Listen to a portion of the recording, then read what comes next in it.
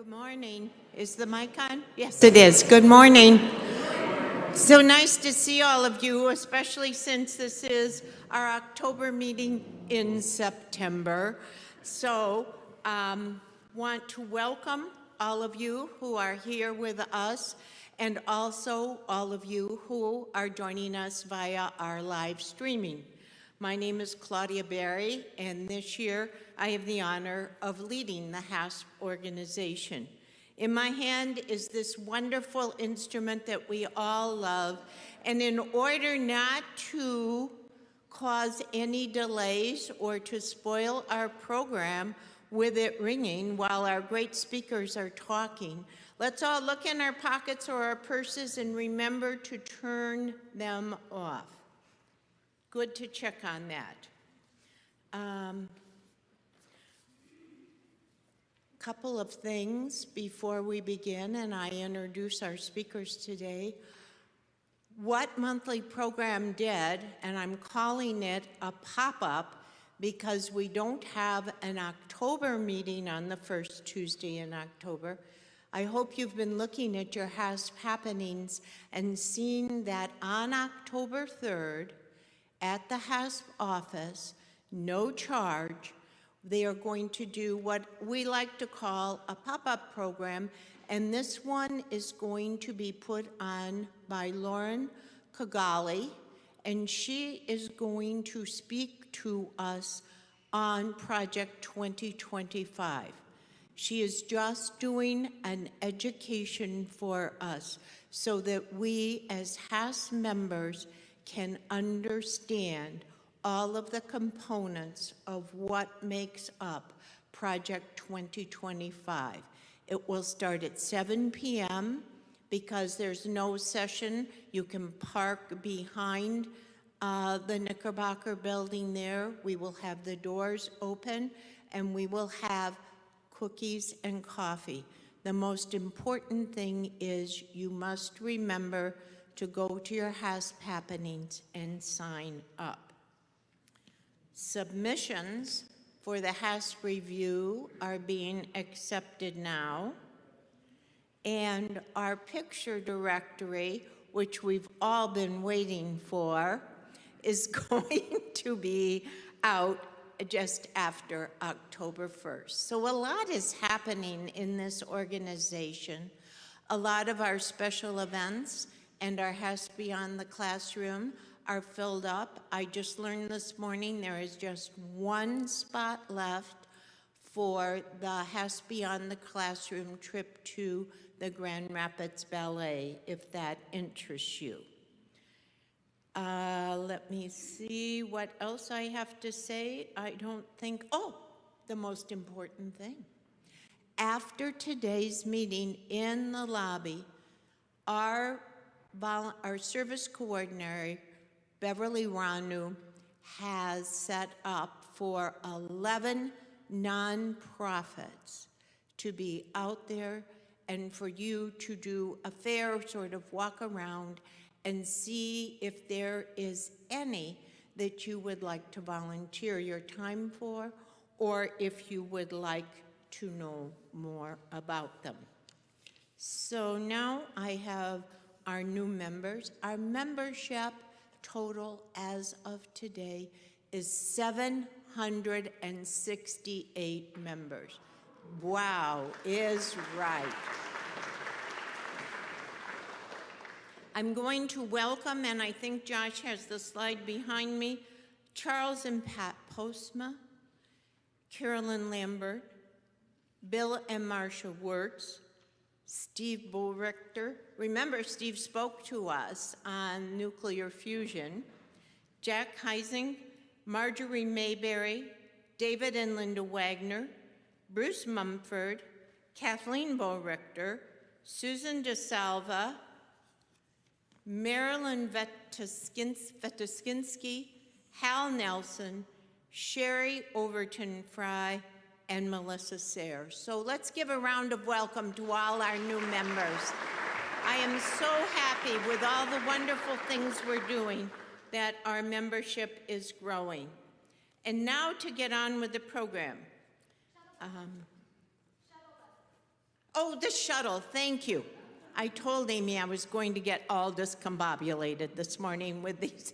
The shuttle is back up running. Some of you may never have noticed that it wasn't running because it was listed in the Hasp happenings or it came up on our emails. But the shuttle, this is a wonderful story, and a big thank you to the Hasp Transportation Office.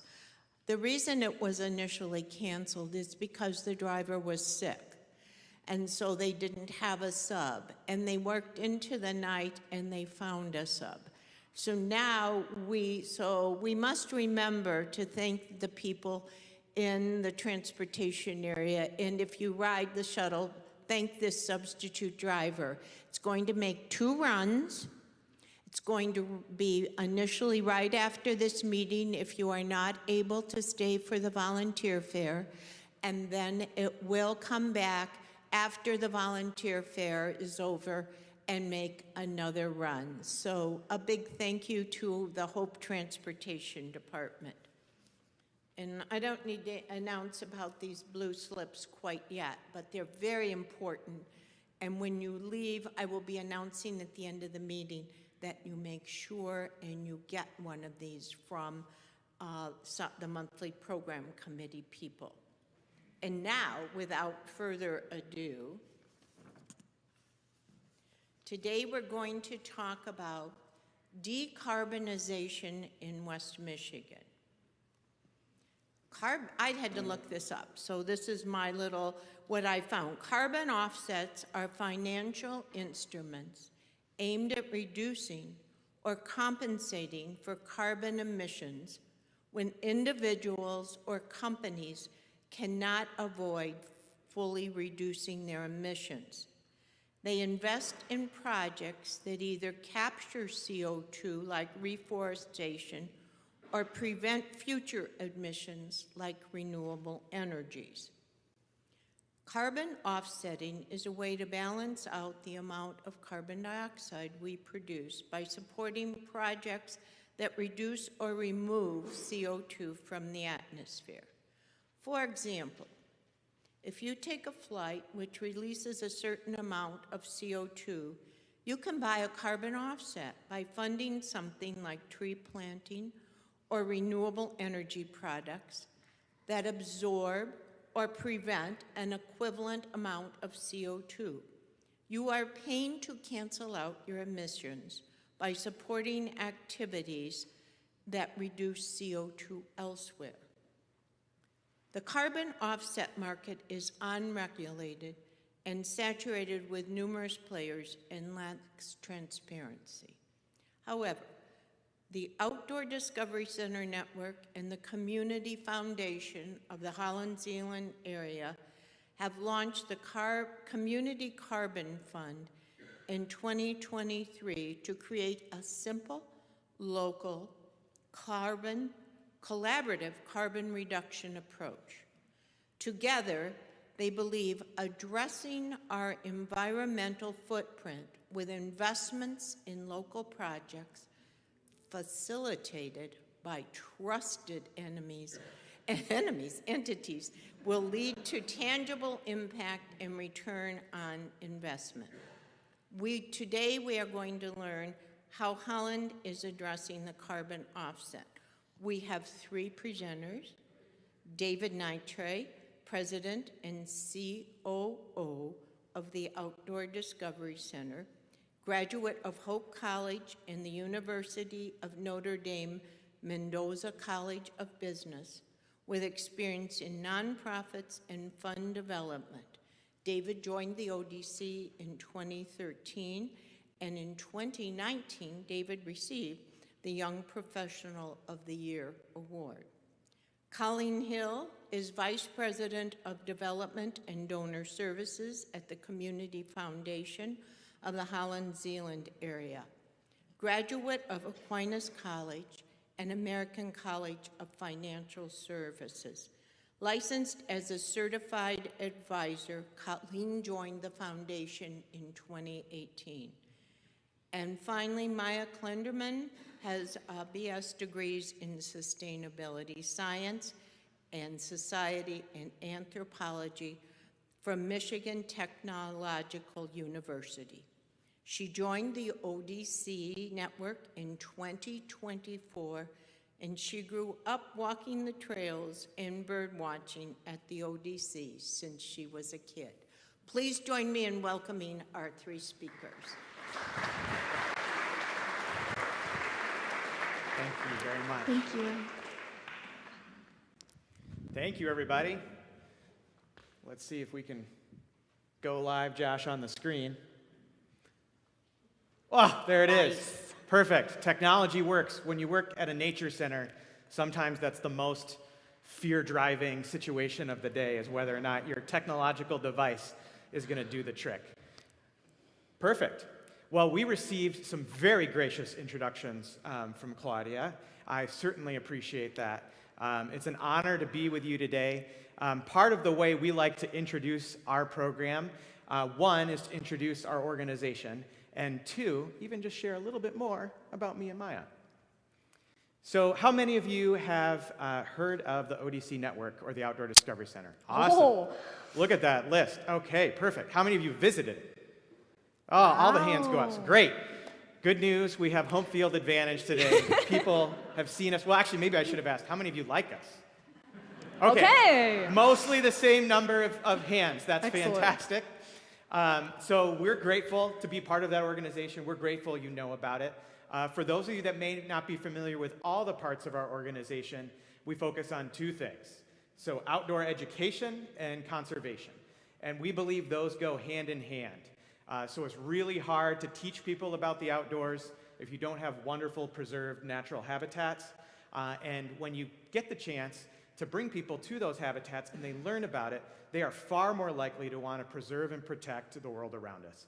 I would imagine your interest in being here today came from a lifetime of experiences in the outdoors where you value not only the community around you, but the entire planet. We believe that too, and that's why we're here. Some of the new ways you might be encountering with us, we've really seen nature-based early childhood education grow and flourish in the community. In fact, we just opened our fourth school. So right now, there's about 500 children in our community that get nature-based education at their earliest years, between 0 and 5, which is when we know brains develop the most. So we're really excited about that. You may also know us a little bit from our water quality work, working with Project Clarity.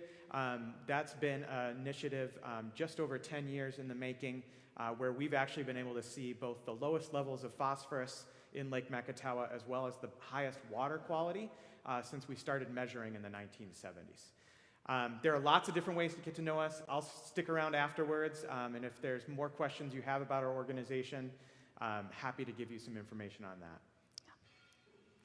All right, so we believe that when you have a presenter, they come from a particular point of view. And so what you have in front of you today is not a climate scientist. I have a background in nonprofits and business, and the only science in my resume is I'm a political scientist. So that photo, in fact, in the upper right, I think, is what I wanted to be when I grow up, a baseball player. I made it about that far, but I have one baseball card. It's priceless. Some of the other things just about me, I'm a family-driven person of faith. Grew up in this community, got to have wonderful experiences, lots of mentors. In fact, I give a shout out to Peg Van Grau over there, who actually got me my start at City Hall in Holland. So I'm just grateful for the way folks have invested in me, and I care about the work that I do so that I can leave it a better place for folks like those two little kids in that picture. They are older than that now, but if you've ever had a young family at any point in time, you only get professional photos done like every couple of years. So it's not the most up to date, but we're all smiling and looking in the right direction in that photo. Right, and then a little bit about me. Like was mentioned before, I graduated from Michigan Technological University not too long ago and got hired by ODC right out of college. So my expertise is in sustainability science, which is a science. but it's more on the social science as opposed to the environmental science. So I am also not a climate scientist, but I have a little bit of background knowledge in that area. I also grew up in the area. I'm a graduate of Hamilton High School, go Hawkeyes, and have had the opportunity to kind of travel around the world on various study abroads throughout my college experience. So I have experience studying sustainability in the US, but also in Spain and Mexico as well. So now you know a little bit about us. What we'd say is we're going to talk to you about things we know and things we like to talk about. So you're not getting the entire picture. Feel free to vet, what we're saying. We've done a really good job of having sources for our information, but like we both shared, we're not the preeminent experts in the science behind what we're talking about. Go ahead. Yeah, so as just kind of an overview to our presentation, we're going to talk a little bit about what we do at ODC in relation to sustainability, and then we're going to kind of go into that global perspective of climate change to give you some background knowledge before we talk about some of the carbon funds and way to mitigate some of those changes. So a little bit about sustainability at ODC. You saw that beautiful pinwheel up earlier. How sustainability works at ODC is it kind of interweaves the difference between our conservation and education point of views. So sustainability as a whole is a way that we can think more future forward and kind of work with those younger generations to kind of educate how some of the things that they can change within their life will affect the environment. So a way that we do that is through our community sustainability programming. As you can see from these pictures, we have a variety of different programs ranging from bike repairs to rain barrel workshops to composting and even kayaking trips. So all of this helps community members to feel more engaged with the work that we do and also helps provide some additional education as to how sustainability might be able to help them. Another initiative that we have recently started within our early childhood network is called Michigan Green Schools. This is basically a certification that the state of Michigan gives nature-based preschools based on how many environmental stewardship activities each school has. And so right now, 2 of our preschools, Dragonflies and Little Hawks, have that green certification, and we're hoping to kind of move them up toward those higher educations later on. But as you can see from these pictures, the kids love recycling and playing outside and doing more of those composting elements within their school, so we're hoping to increase that in coming years.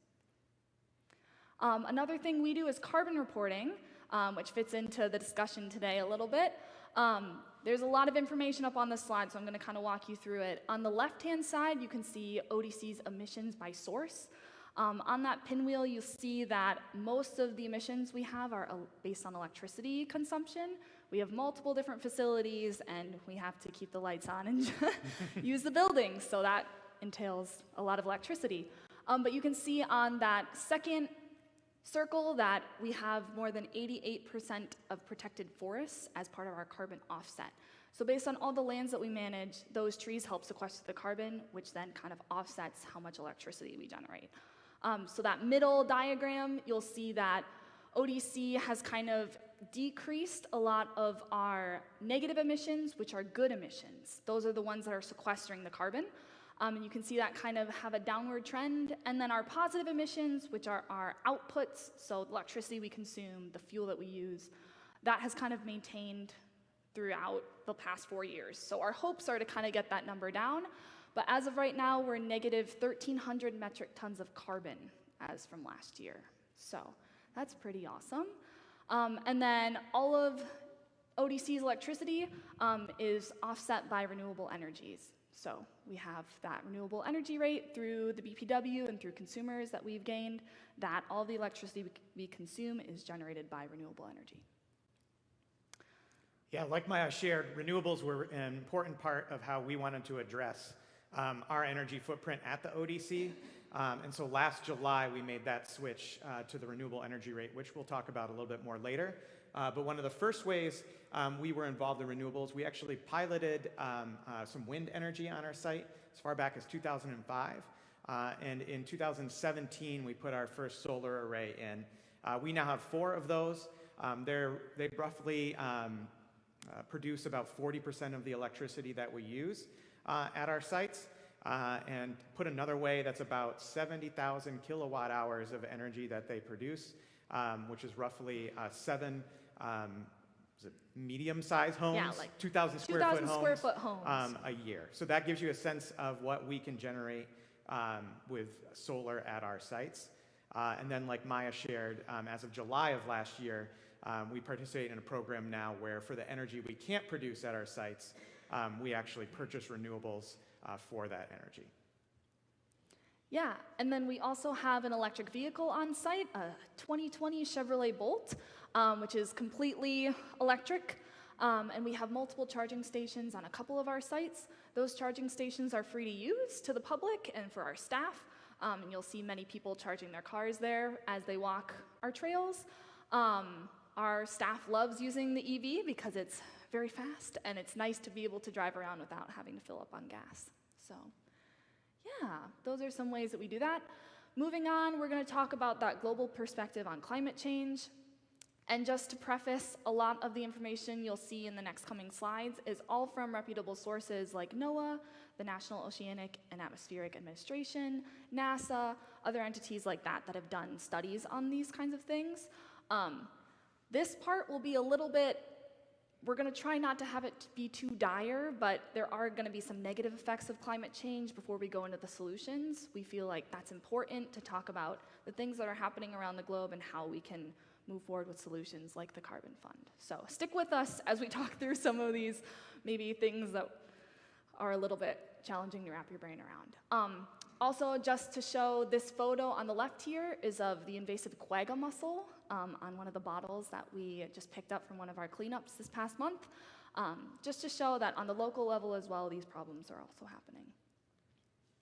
So what is climate change? As you guys might have known by now, the average global temperature has been increasing by 2 degrees since 1850. And while this might not seem like a lot, 2 degrees on a global level can have a lot of negative side effects around the globe. And as you can see from this picture, a lot of those changes are happening around the equator or around the Arctic Circle and Antarctic. And this is because a lot of those areas are either really cold or really hot. And so that temperature increase will then affect those more than areas like us, which is pretty neutral and nice and 70 degrees like today. Additionally, since 1970, species around the globe have seen a decrease on average of 69%. So animals and wildlife around the globe are also seeing changes happening because of this increase in temperature. How many of you have heard of the greenhouse effect before? Okay, excellent. Oh, but not as many hands as the ODC, so you're in good shape. So we are more well known than the greenhouse effect. I'm just going to kind of run through what this is just so we all have that base knowledge. Basically, solar radiation goes into our planet, and that's how it gets warmed. This is a natural process. There always has been carbon dioxide in our atmosphere. That helps as like that insulation blanket to our planet. But as we release more carbon dioxide through emissions like electricity, fossil fuels, gas, that kind of stuff, it creates more carbon dioxide in the atmosphere. And so that increases that natural process to almost be too good, trapping too much heat. And what that entails is that 2 degrees temperature change. And while this might, again, not seem like a lot, again, our planet is kind of increasing in terms of temperature-wise because of that. So this is going to be an animation that will show average temperatures, whether they're low or high, over time. So even if we've been doing research on Lake Makatawa here since the 1970s, people have been taking temperatures on this planet since 1880. And NASA actually compiled this.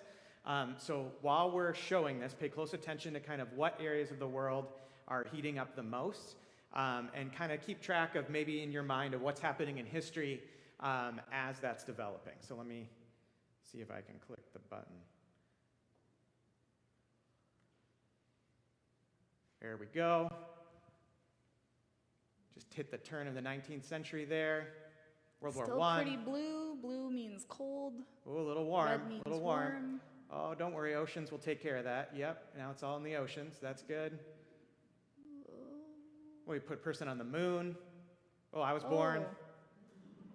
Oh, Wall it's getting came warmer. down. 9/11. Oh, no. Colors are changing. Oh, that's a new shade of red.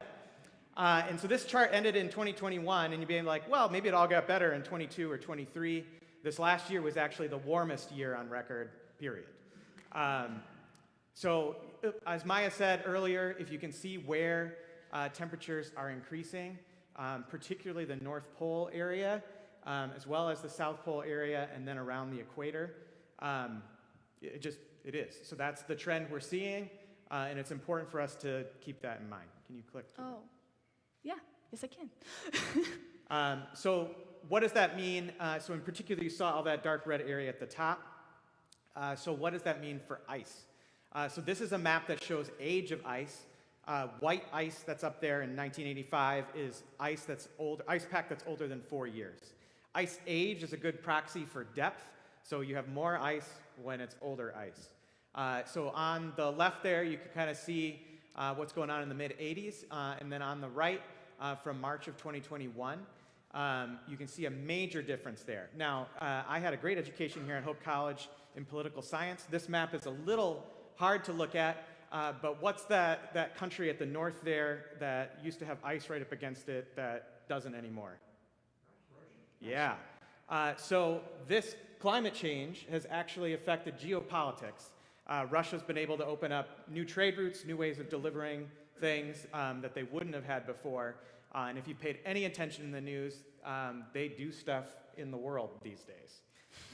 So not only does it have a natural impact, but it can have an impact on human lives and what countries do to each other. Speaking of that natural impact. Yes, polar bears.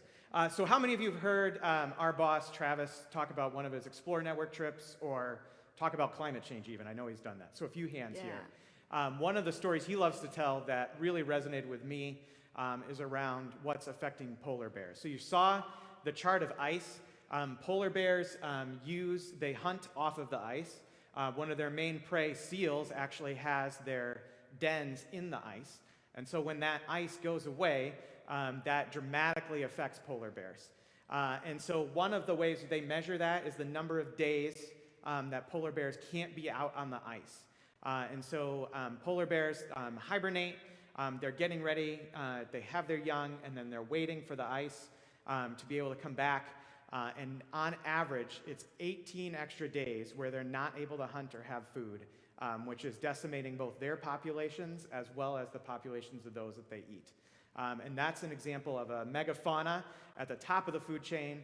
And when you've reached a problem that's reached that part of the apex of the food chain, that means every step beneath it has been jeopardized. Yeah, another problem that has then come up from this melting sea ice is sea level rise. And while this sign sequence kind of shows potentially what that might look like along specifically the US coastline in coming years. This is a map of the United States. If 10 feet of sea level rise occurs, which is the number they're predicting, NASA's predicting for 2100. So in the next 70 years or so, this is potentially what sea levels could look like. That dark blue is area underwater. And you'll notice where a lot of our main cities are located, around the coastline. So most of the cities along the East Coast will be underwater, as well as New Orleans, Houston, other cities that are, stereotypically really low to the ground.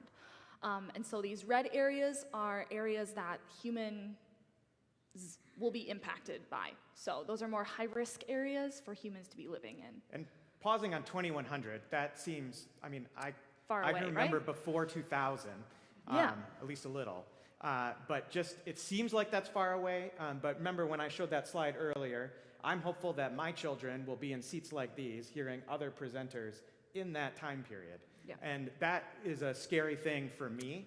Right. And I don't want us to lose sight of how close, our capital to be underwater could be. And this change won't happen on the year 2100. This will be a gradual increase throughout the coming decades. So Great also point, something Maya. to consider. A study done out of Virginia Tech has found that several major East Coast cities have been sinking by more than 2 millimeters each year. And again, while 2 millimeters might not seem like a lot, When it comes to flooding and other potential effects from storms moving through the area, 2 millimeters can make or break whether your house floods or not. Specifically, Charleston is one of the worst cases that they've been finding throughout research. I don't know, I'm not a geologist, but from the last ice age, the ice made it about as far south as Pennsylvania. And so when that ice sits on the land, it increases or raises that lower half of the US. And so because of that, the South was kind of raised up a little bit higher. And since that ice has retreated, there's an effect called subsidence. Subsidence, which is a word that I've only read before and hadn't uttered aloud since yesterday. But subsidence happens when the Earth is kind of doing that bounce back effect. And so because of that, the South is now lowering back down to its original state. And so that, as well as the increased temperatures and the sea level rise, has kind of made that subsidence even greater than it was before.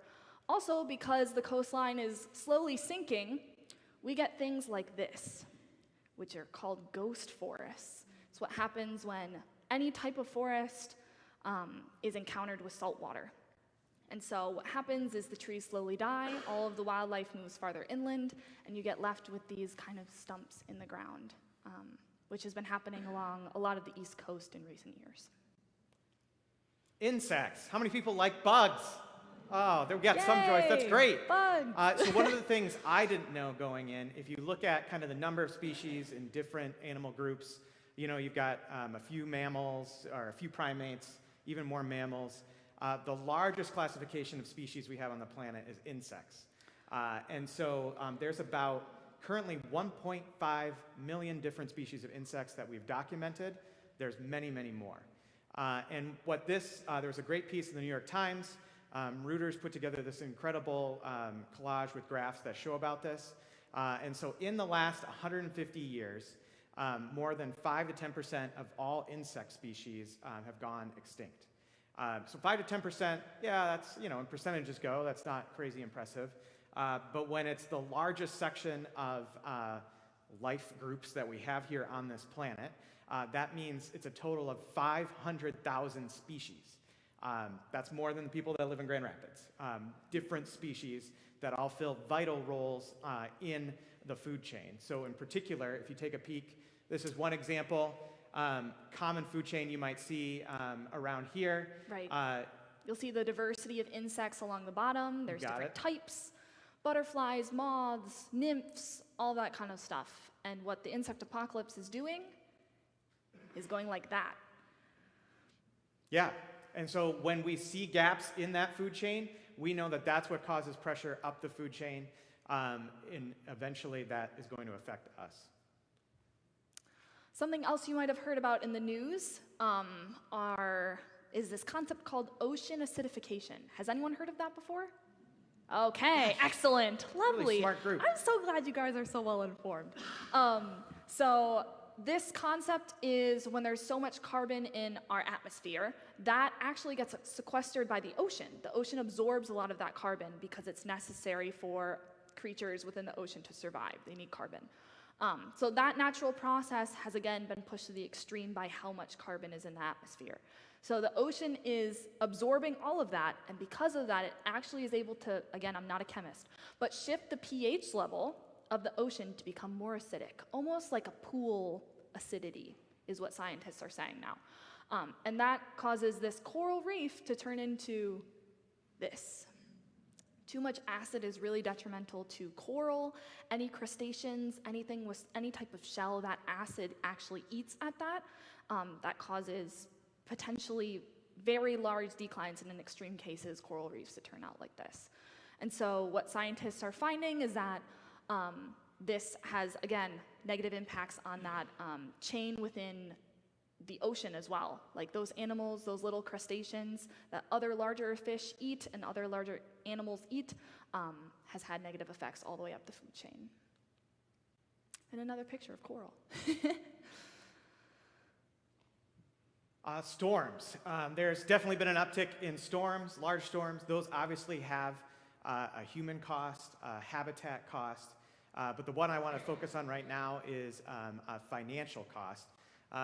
What we've found Even here locally, property insurance rates are going up for everyone because of increases in storms, wildfires, things along that like, to a real significant amount of dollars. And in fact, if you look at the coastlines where these storms are affecting primarily, it represents about $1.4 trillion in assets just in our country alone that are jeopardized. Many remember, I'm going to blank on the exact hurricane that affected Florida a couple years ago, but a place commonly visited by folks from West Michigan, just the damage and destruction from a storm when we're seeing tens, if hundreds not more, is incredible. Yeah. This is a photo from Hurricane Katrina, but storms and hurricanes like that are on the uptick across the country. We all saw the tornado damage in Oklahoma and Kansas this past summer. That will continue to increase as temperatures increase. Again, like Dave said, wildfires are also an extreme risk within the US. This map shows just how much that risk is. In the coming years, just to explain, the red areas are those high-risk areas, and you can see a majority of those are out west. In the coming decades, that risk will shift into the yellow areas on the map now, which you can see include part of the UP and part of the upper section of the lower peninsula. So that fire risk will kind of move into our area in the next couple decades. If you can go back one slide, this is an app watch duty. There we go. Those were fires active as of Friday.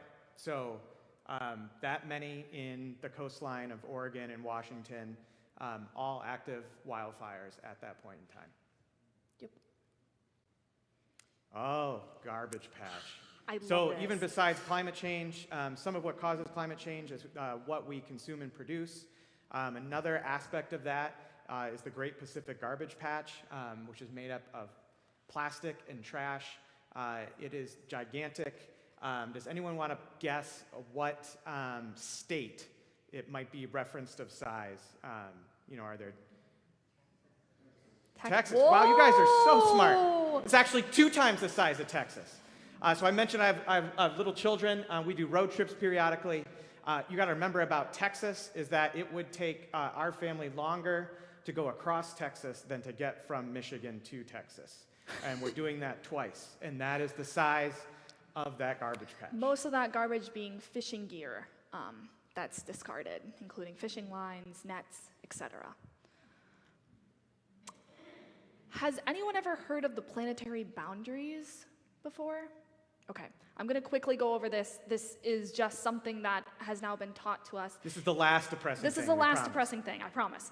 Out of a University of Stockholm in Sweden, scientists have figured out that there are 9 planetary boundaries that kind of encompass the climate crisis as we know it. And so those, while I'm not going to go over them, you can see as the past decade or 2 has gone by, those have kind of reached their capacity. That little inner green circle is kind of where we want to be. And you can see even problems like ocean acidification, for example, are within that green area, but more than 6 as of 2023 have been crossed. And so what that means is that as all these changes are happening to our planet, there are certain points that scientists believe we're unable to come back from. And so I think that is just interesting, keeping in mind some of the solutions that we have come up with. So what are people doing about it?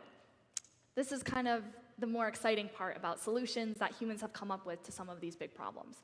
One of those is this geotextile that scientists have invented to potentially protect some of our glaciers that have been melting. This textile is white, and so it's meant to reflect some of that sun's radiation. And as you can see, it's kind of weighted down by different pieces across major sections of glaciers. And so while this doesn't fix glacial melting, it helps mitigate the extent of the melting and kind of allows for some of those animals to maybe have a fighting chance when it comes to sea ice melting. Another thing that has happened is New York City has created this long-term plan of building the seawall around the city. I'm trying to look how much money it was. $335 million for this flood wall that they will be building around the city in the coming years to kind of mitigate those effects of sea level rise. And you can see kind of the extent of it. There's a lot of money in New York City, and so it makes sense that they want to protect it. But we'll see a lot more East Coast cities kind of following suit in the coming years.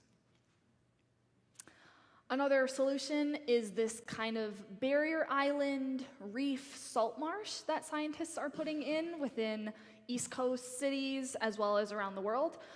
The more that you have mangrove swamps and other barrier reefs, the less extreme force of water when these large hurricanes come through will actually hit land. And so those, specifically mangrove swamps, will help kind of stop the impact of a lot of that on coastlines, protecting houses, all of that kind of stuff, decreasing flooding.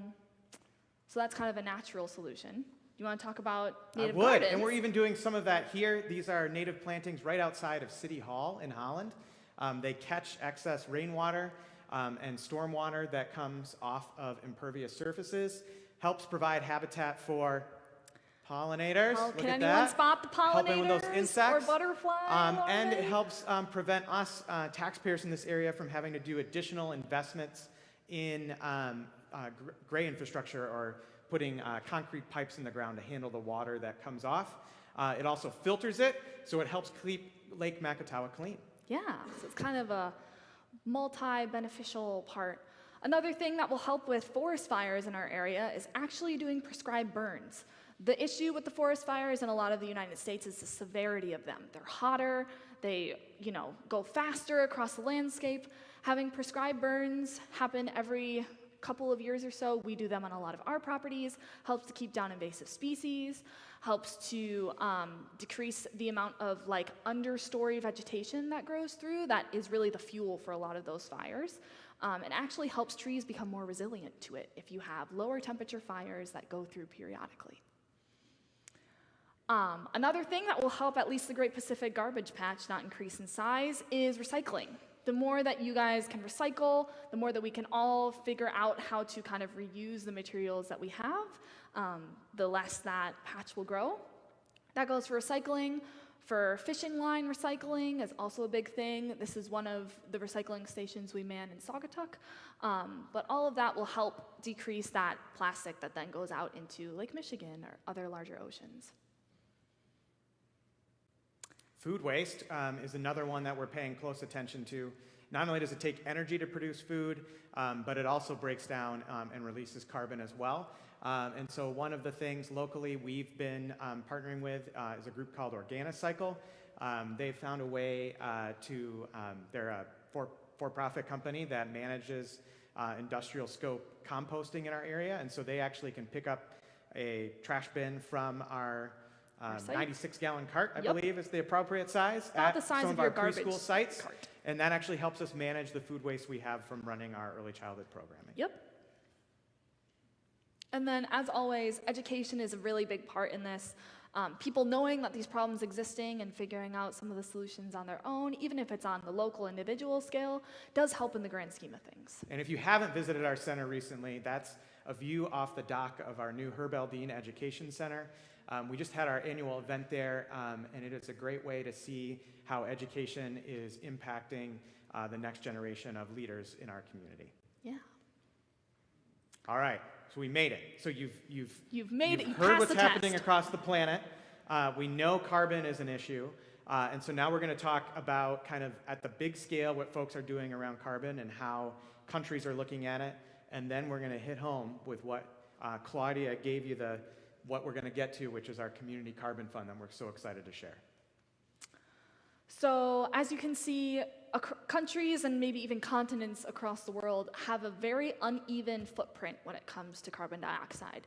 You can see that North America has almost double what other different sections of the continents have in terms of carbon emissions. And so, really, it's why a lot of the carbon funds are, again, centered in the United States as well as globally.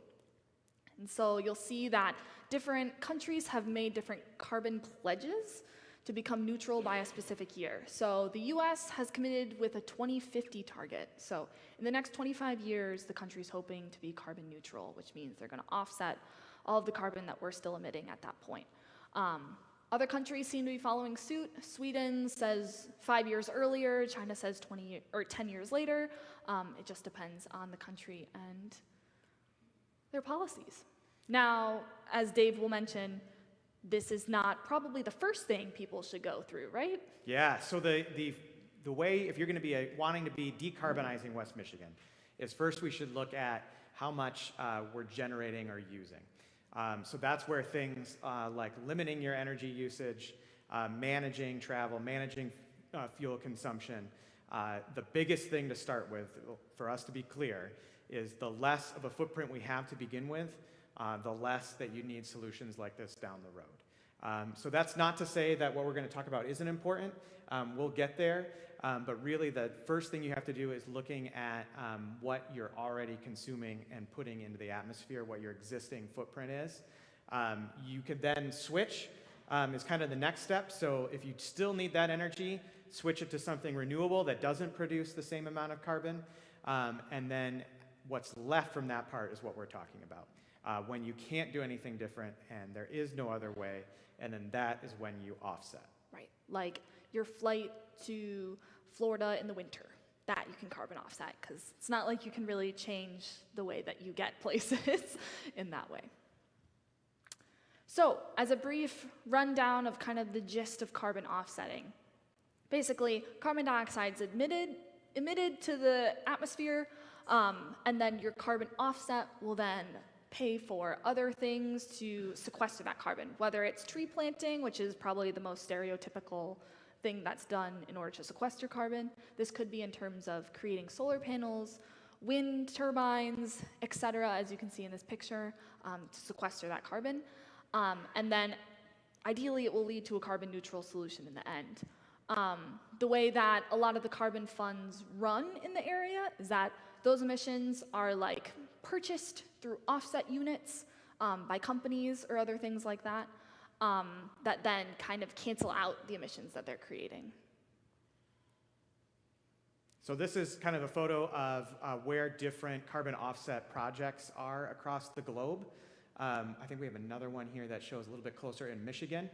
So there are some in the UP near Wisconsin that are relatively close to us, which is a great thing. But Claudia actually did a great job introducing this. One of the problems with a carbon offset with the market is there is no regulated standard for that. So there are great third parties that verify that stamp something as being a good choice, but there is no overall standard. Not only is there no standard, there's lots of different ways that happen. And then a lot of those projects, as you saw from that picture before, are across the globe and you don't actually know how they're happening or where they might go. You can't really see what's going on. And so that creates maybe some distrust, maybe some lack of information, and you're not really sure how to do it. So when ODC was thinking through that, we said, hey, we know we have all these great things in the community that are helping us reduce our emissions, but what can we do to help folks do that offset piece? And so, insert the carbon fund. These logos on the left-hand side are other examples of carbon funds around the US that exist. You can see those range from a lot of them in Alaska, actually, to different cities that have partnerships with community foundations like ours does. That's kind of cool just to see. So when we set out to create a carbon fund, we wanted to capture the best of what the globe had kind of put together for doing these projects. So we know that there's trusted nonprofits in our area, not just the ODC, but others that want to see improvement in energy reduction. Lakeshore Habitat is a great example, or the Energy Fund, Holland Energy Fund, that's supported by the city and the Board of Public Works, that they have an idea for projects that we could do here locally to reduce carbon. And so we imitated what we saw from some of these best practices that Maya shared on that sheet to create what's called our Community Carbon Fund. So we partnered with the Community Foundation, and we'll have Colleen come up in a moment here to share a little bit about how they were able to support us in this. But basically the fund works where folks like you, after you've done those steps of reducing your usage, switching to renewables, and if there's still this part of your carbon footprint that you can't do anything about, this allows you to offset that by purchasing or donating to support a comparable amount of carbon reduction in our community. And so there are projects in the hopper that we'll talk about as well, where you make a contribution. Locally, nonprofits, through the Community Foundation's funding, are able to then sequester carbon or prevent that carbon from going in the atmosphere. And then you have just locally offset that portion of your footprint. Right. And Colleen, I think it'd be, or Maya, you have one more thing to add? Or? And then that gives you like a visual that you can point to. That's what my carbon offset is going to. You can drive and see the impact. Yep. And on top of that, that's a great point, as Colleen walks up here, but it actually has added benefits to our community's environment. So there's water quality benefits, there's tree canopy benefits, there's stormwater management benefits, there's lots of different benefits. Even some of the projects we'll talk about around home electrification, supports affordable housing, and supports disadvantaged persons in our community. Right. And Colleen, let's grab that. Oh, you got that mic. You're ready. I do. Cool. Hello, my name is Colleen Hill, and I'm the Vice President of Development and Donor Services for the Community Foundation, and I'm just really grateful for the opportunity to be here with all of you today and be a supporting role to Maya and David in the work of the ODC and other nonprofits. So I'll just share a little bit about the role of the Community Foundation in this, and really it comes down to who the Community Foundation is and why we exist. So the Community Foundation has been in this community since 1951. Our mission is to build our community's endowment to help support needs and opportunities in our community as they evolve, as well as support donors in their unique charitable goals. And so our work really falls into two different pieces. Our community's endowment, which is about a $30 million asset that we steward on behalf of the community and make grants to projects that impact work in our community, particularly to nonprofits who are doing great work in our community. And then we have donor services. So we manage about 720 unique funds. Those are a range of different types of funds. They can be scholarship funds, endowments for different nonprofits that maybe some of you support, or funds like the Community Carbon Fund. So the Community Foundation is a 501c3 public charity. So when individuals give to the Community Carbon Fund, they are getting a tax deduction to the full extent of the law. And then the Community Foundation helps with the grant-making process. So we will sit on a committee of experts that will review applications for nonprofits like the ODC or others in the community that might be doing efforts to either sequester carbon or mitigate, to help mitigate the emissions that we all put out into the world. And then we would review those based on some set criteria that we established along with the ODC and with a committee of experts. And so we'll review those and we'll be part of that process. And then when a nonprofit does fit that grant-making criteria, then we can grant those dollars out to have those projects happen in the community. And certainly, as David and Maya both shared, I mean, the great thing about it being local is that if we, let's say, have a project where we're planting trees, you'll be able to walk and drive by that and see that you have actually made that effort happen. So I would consider the Community Carbon Fund, we've put it as the community said that this is something that they wanted to see, and it's a bit of a, if we build it, they will come, and so here we are. Thank you, Colleen. That's fantastic. Excellent. Yeah, so this is a great kind of circle that kind of shows how the fund works. Colleen described some of this. So first, community members donate to kind of retire offsets from a seed project that the ODC helped do at Dragonfly's Discovery Preschool. And so money goes into the fund. The Community Foundation shepherds those dollars, stewards them, grows them, and nonprofits come and present ideas on what they could do for the community. That committee that Colleen shared reviews those ideas, approves a project, and then the funding comes from the foundation at that point in time to do the project. As we complete more projects, the impact just grows for our community, and we can retire more of those offsets, and that creates that kind of virtuous cycle. One of the other neat things that we're able to do, because we're doing these projects locally, we actually can be pretty cost effective in the amount for carbon reduction. And so when we receive donations, we're receiving donations at roughly $50 a metric ton. which is kind of in the middle of the pack of what it costs for carbon offsets. And we're providing a premium offset because you can actually see it here in your community, and you can see it for the long haul. And then what that means is that there's actually extra dollars in that fund to keep growing and to expand the impact at that point in time. So maybe some reasons why you should participate in the carbon fund based on what we were talking about earlier. Again, reducing your carbon footprint when all other aspects of it have already been taken care of in terms of energy efficiency, et cetera. So any driving, flying, random energy consumption that you might think of, those could be reasons that you could offset those. Again, you're supporting local conservation projects, whether it's through us or other local nonprofits. And in terms of conservation, that could be energy efficiency, other works that nonprofits do with affordable housing, and that helps to make your community more resilient to climate change through some of those actions. So, yeah. Another kind of way that you might be able to have some of those solutions before donating to a carbon fund is working either with, if you're a Holland resident, the Holland BPW, or if you're like me, who's a consumer user, you can go through Consumers Energy. They both have renewable energy credit that you can basically get a deal for your electricity use that can be funded through renewable energy like we have at the ODC. Yeah, so we're big believers in the carbon fund part of it, but what we really want to stress, and we hope we've done that well, is that's not the first solution. It's the solution for the things we can't change. So it's a pivotal solution, but there is one thing that you folks can do when you leave here right away that would make a big dent in the footprint in our community.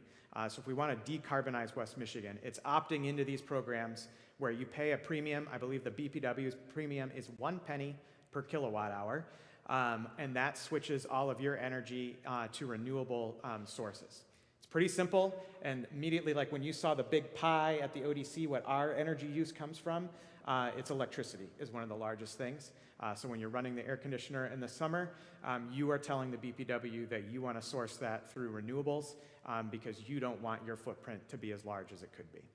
Right, which then helps support the renewable energy corporations and startups that are happening within the area. And so once you've done those steps first, then you could invest in a project like we have that Maya's going to share you here as we wrap up.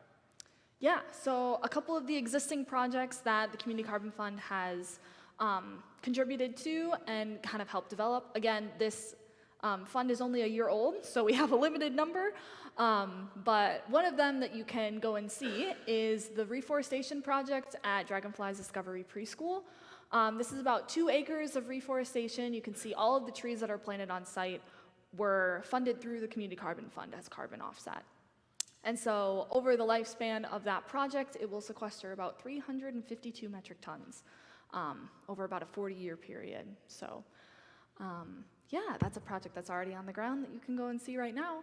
One of the ones that we will be submitting a proposal for in the next month or two is for a property that we own at the main ODC site. We have about 8 acres of an old blueberry farm that's kind of just been sitting on our property that we're hoping to reforest, and that 8 acres will actually sequester about 3,000 metric tons over a 40-year period. So if you're interested in kind of seeing what might come out of that project, please go to communitycarbonfund.org, which is the website that you can then learn more information about the Community Carbon Fund and then potentially donate if you're interested in the future. So yeah, now I think is the time for questions. Now is a good time for questions. As they come and get the microphones, I have a favor to ask of all of you. Because there are people who have many questions, let's, when the mic comes to you, keep that to a question. We all know we have wonderful backgrounds, and we're all proud of what we have done and accomplished in our lives. But when we take time to explain that to a lot of people, some people never get to ask their questions. So my big favor is just make your question a question. Thank you. And I'm gonna come closer so I can see your faces when you're asking them. Oh, that's such a good idea. Yeah. I'll sneak past you.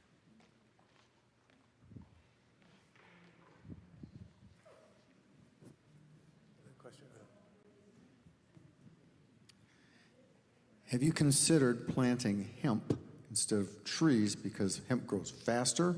An acre of hemp will neutralize more carbon than an acre of forest.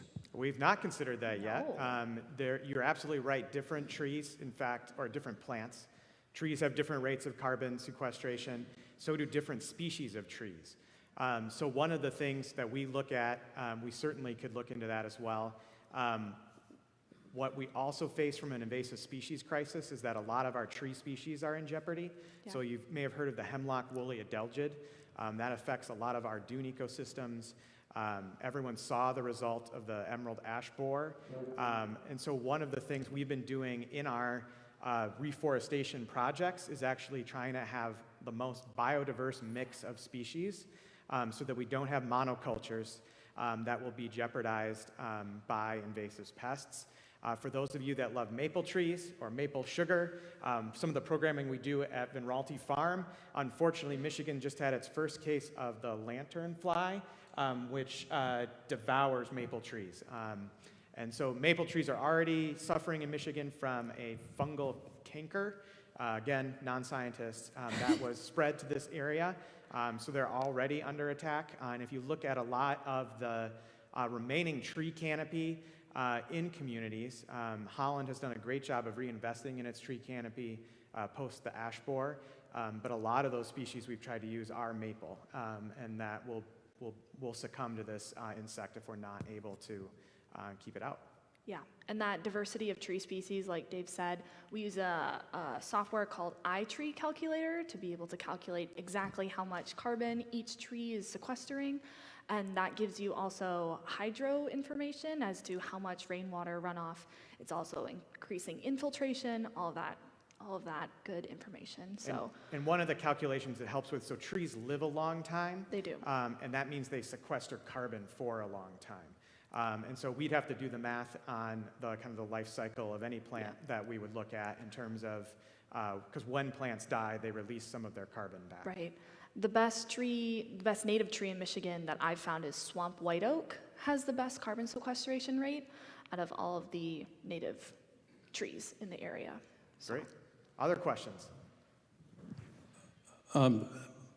Regarding your goal of decarbonization, Yeah. my understanding is the best thing we could do is lower our fossil fuel use.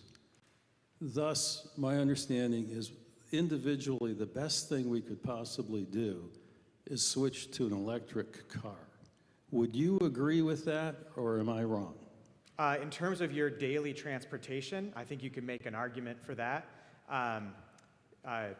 Realistically, though, your internal combustion engine in a car, depending on the miles you drive, pales in comparison to what we produce to do our commerce, what we produce to heat and cool our homes.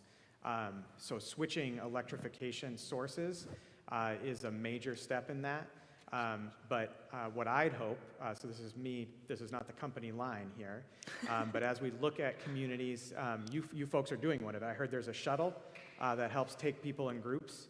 So Carpooling. instead of driving separately, walking, biking, those are sources of transportation that don't use any carbon. Well, I can't say any, you're a human body, but way less.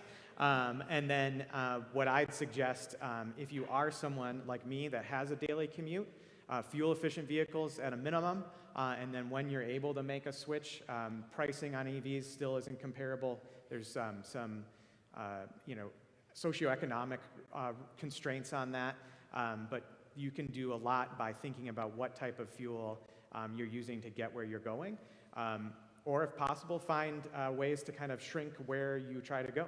So great question. Hi. Carol. Just a quick question.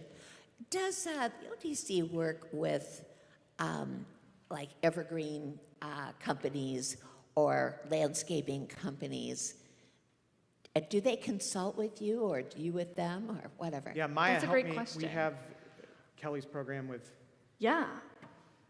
do you remember the name of it? Yeah, I'm there's a trying to think. couple.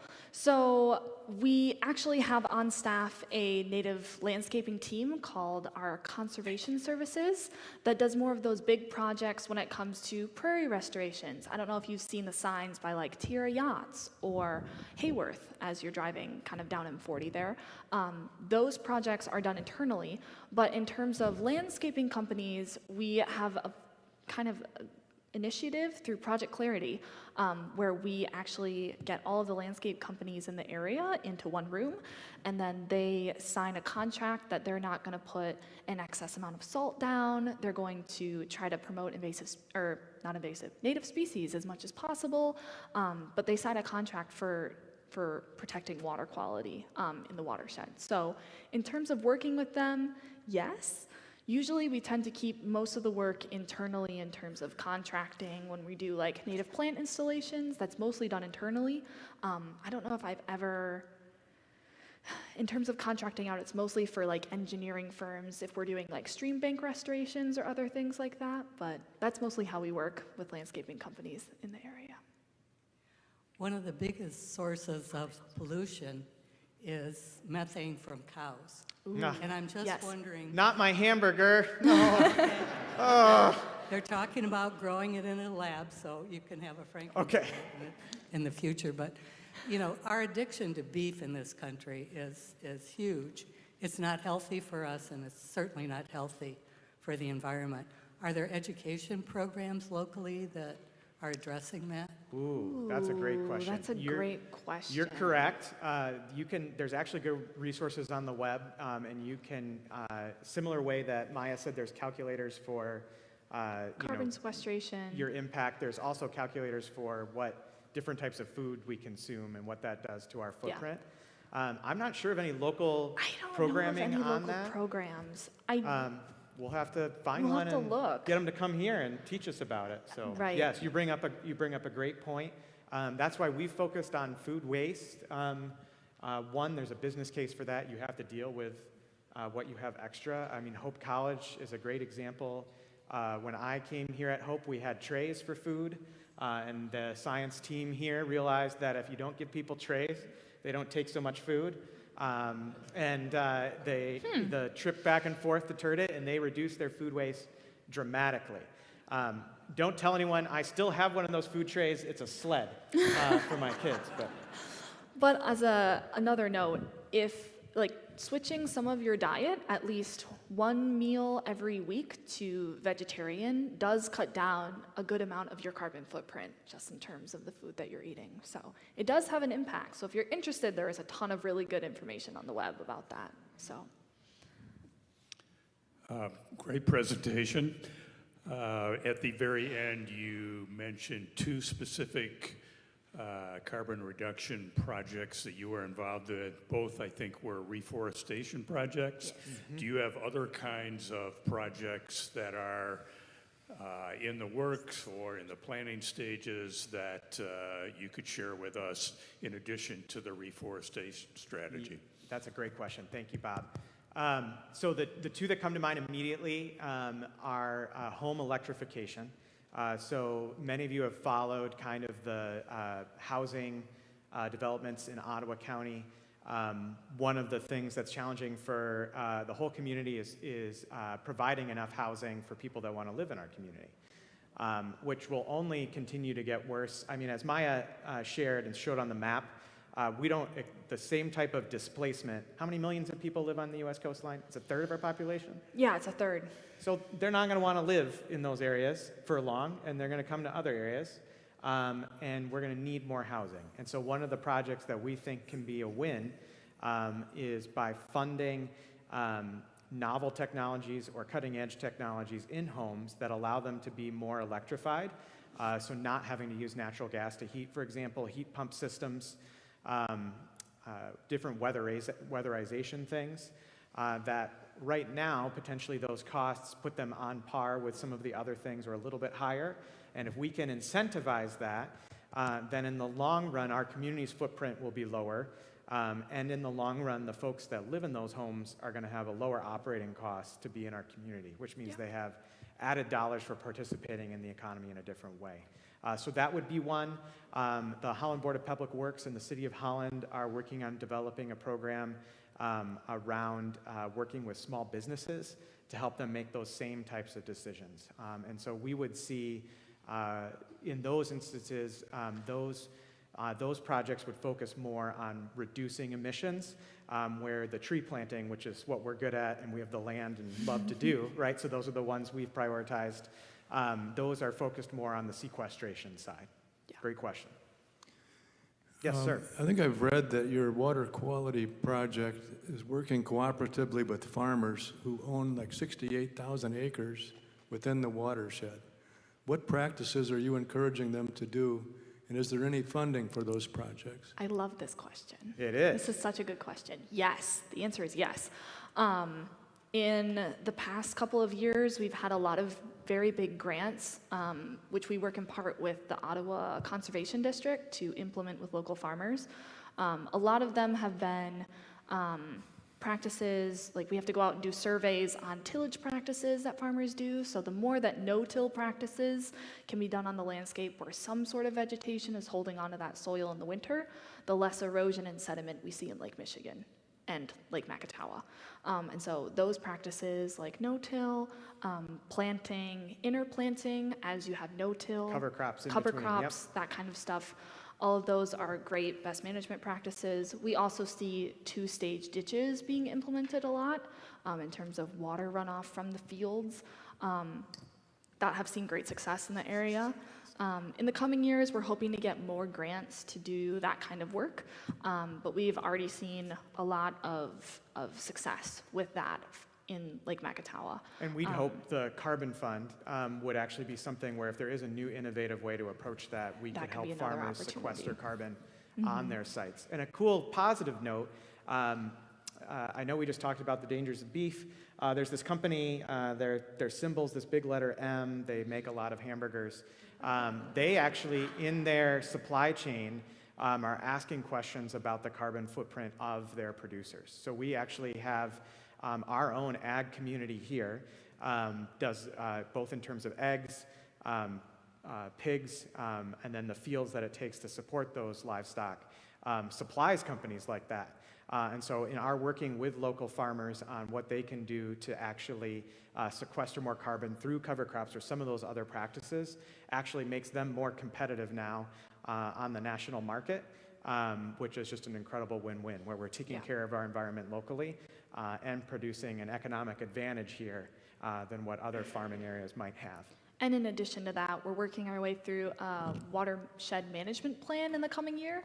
So we'll have targeted areas of specific farming groups in the area to kind of work within in the coming years. So, Does the ODC have any collaboration with Citizens Climate Lobby?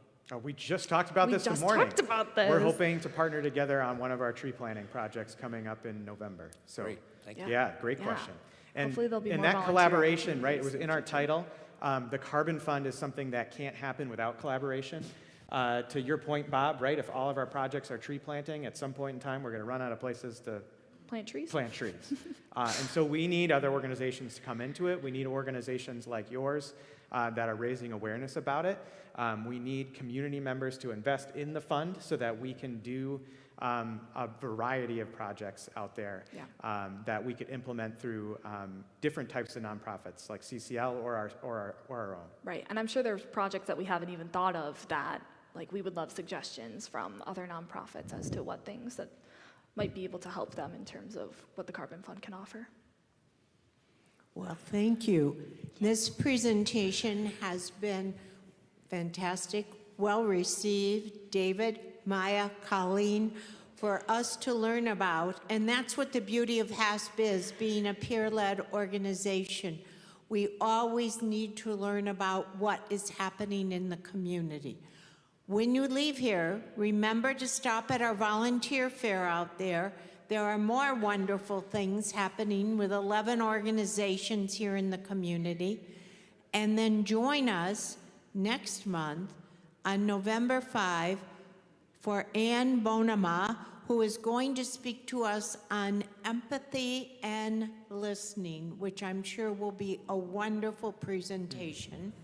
Finally, don't sneak out the door without picking up one of these. This is your access to the membership directory. It will not be published anywhere else, and this is your code. So keep it safe and make sure you can find it. I think if you call the office, if you lose it, they'll be able to give you the code. But we're not publishing it in any of our Hasp happenings or anywhere else. So how about a wonderful round of applause for the ODC and the Holland Zeeland Community Foundation. Greatly appreciate what you've done for us. Thank you. Have a wonderful week. And I'm just extroverted. enjoy the fall. Thank you.